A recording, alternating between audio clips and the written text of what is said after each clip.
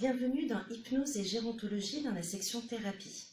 Dans cette vidéo, je vous propose de parler des médicaments anti-Alzheimer. D'une manière assez diplomatique, je dirais très honnêtement que je trouve que les médicaments n'ont pas une grande efficacité.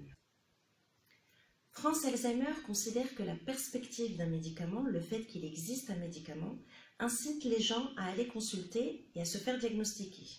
Et puis la plupart des médecins considèrent qu'il existe un traitement spécifique à la maladie. Le plus ancien de mémoire, c'est l'Aricept, avec 2 dosages.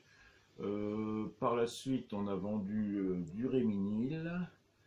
Et le tout dernier que j'ai en prescription dans les 2 dernières années, ce sont les patchs d'Exelon. Ces médicaments sont considérés comme des éléments de prise en charge médicale, mais aussi psychologique et sociale de l'individu et de son entourage.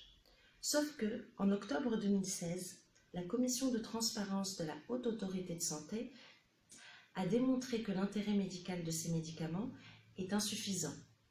Ils ne permettent pas non plus de limiter la prescription d'autres psychotropes. Que ce soit pour l'Alzheimer, peut-être ça joue aussi sur le Parkinson, il y a parfois les médicaments trop utilisés en France dans les benzodiazépines, les neuroleptiques, enfin non, les anxiolytiques ou les somnifères, et apparemment ça pourrait attaquer l'hippocampe. Je comprends que ce n'est pas bon de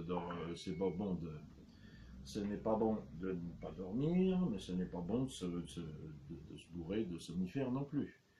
Et un des somnifères qui passe dans 8 jours, qui passe en stupéfiant, on s'est aperçu que les gens prenaient parfois 4 le soir et avec ça ils ne dormaient pas, parce que leur organisme était ceinturé en benzodiazépines. Et d'autre part, il y en a qui en prenaient une boîte par jour, et là parce qu'ils étaient tombés dans la toxicomanie pure.